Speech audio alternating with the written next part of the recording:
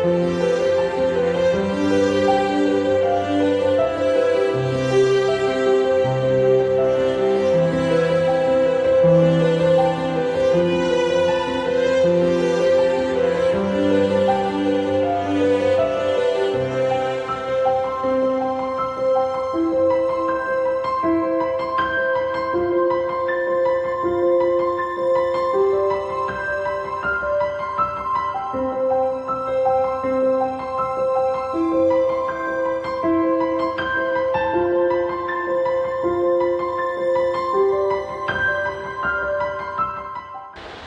मी त्रिंबक बरदाळे. मी as a profession as well as by nature hardcode engineer आहे. So जेव्हा घर पोझिशन भेटलं, मी शोधत होतो अशी इंटेरियर किंवा आर्किटेक्ट जिला खूप मन लावून करायचं आहे अँड डिटेलमध्ये नॉलेज आहे, at the same time actually स्वतःला कसं करायचं माहिती. सो द फर्स्ट एक्सपिरियन्स कधी आला जेव्हा आम्ही डिसाईड केलं की will go ahead with Prachi. So ज्या पद्धतीने तिने मेजरमेंट्स घेतले स्वतःहून इन डिटेलमध्ये वन शॉटमध्ये सगळे मेजरमेंट्स घेतलेलं होतं.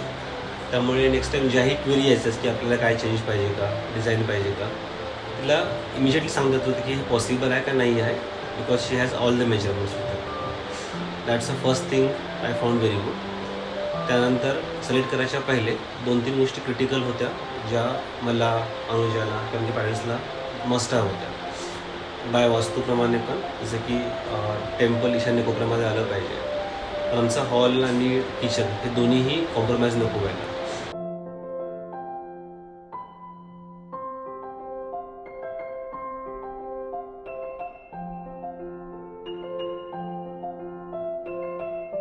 गेस्टला त्यांना बंक बेड हवाच होता. माझा कन्सर्न होता की मोठं झाल्यानंतर it should not look as a pack. So काय आयडिया करता येईल जेणेकरून ते आजही छान वाटेल आणि जेव्हा ते टीनेजमध्ये जातील तेव्हा पण छान वाटेल.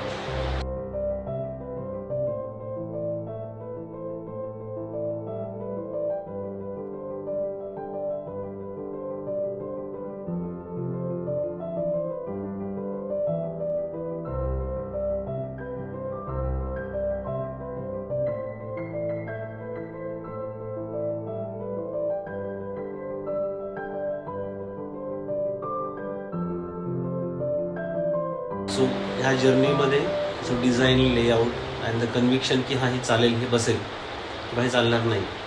सो डाऊट आल्यानंतर आम्ही येऊन साईटला चेक करायचो आणि ती जे सांगायची एक्झॅक्टली तसंच मॅच होऊन जायचं. So that gives me idea की तिला इंटरेस्ट पण आहे आणि डिटेलमध्ये अंडरस्टँडिंग आहे लेआउट प्लॅनिंग कसं करायचं.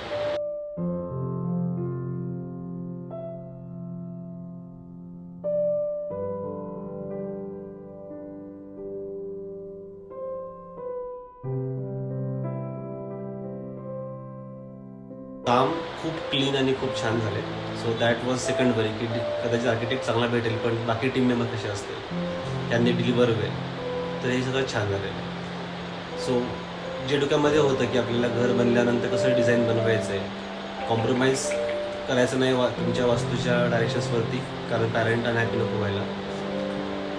युटिलिटी चांगली राहिली पाहिजे, असं नाही की एरिया खराब व्हायला लागेल over period of time. At the same time look पण चांगला राहायला पाहिजे. सो सगळ्या अँगलमध्ये इट्स ड्रीम कम्स ट्रू.